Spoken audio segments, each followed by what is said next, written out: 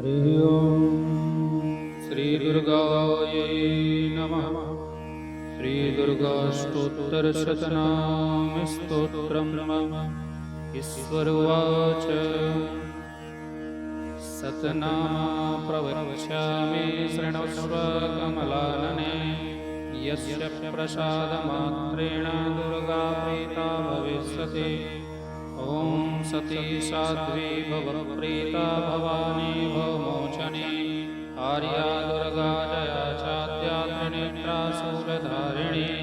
पिनाकधारिणी चित्रा चण्डघण्टा महातपा। मनोबुद्धिरहंकारा चित्तरूपा चिताचिते। सर्वमन्त्रमयी सत्ता सत्यानन्दस्वरूपिणी।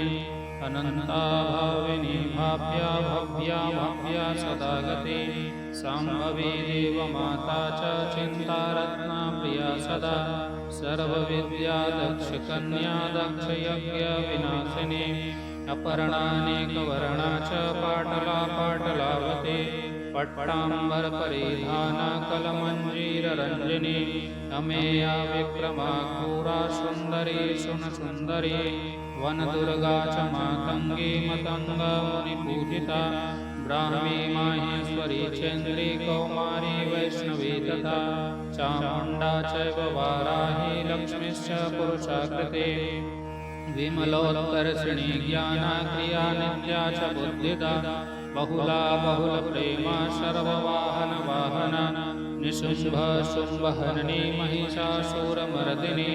मधुकैटवहन्त्री च चण्डमुण्डा विनाशिनी। सर्वासुरविनाशा च सर्वदानवघातिनी। सर्वशास्त्रमयी सत्ता सर्वास्त्रधारिणी तथा। अनेकशस्त्रहस्ता च अनेकास्त्रधारिणी। कुमारी चैककन्या च कैशोरी युवती यति। अप्रौढा चैव प्रौढा च वृद्धमाता बलप्रदा। महोदरी मुक्तकेशी घोररूपा महाबला। अग्निज्वाला रौद्रमुखी कालरात्रिस्तपस्विनी। नारायणी भद्रकाली विष्णुमाया जलोदरी। शिवदूती कराली चायनन्ता परमेश्वरी। कात्यायनी च सावित्री प्रत्यक्षा ब्रह्मवादिनी। या इदं प्रपठे नित्यं दुर्गा नाम शताष्टकम्। नासाध्यं विद्यते देवी त्रिषु लोकेषु पार्वती। धनं धान्यं सुतं जायं हयं हस्तिनमेव च। चतुर्वर्गं तथा चान्ते लभ्यं मुक्तिं च शाश्वतीं। कुमारीं पूजयित्वा तु ध्यात्वा देवीं सुरेश्वरीं। पूजयेत्परया भक्ता पठे नाम शताष्टकम्।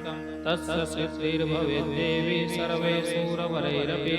राजानो दासतं यान्ति राजश्रियमुवाप्नुयात्। गोरोचनालङ्ककुङ्कुमेन सर्दूरकर्पूरमधुत्रयेण।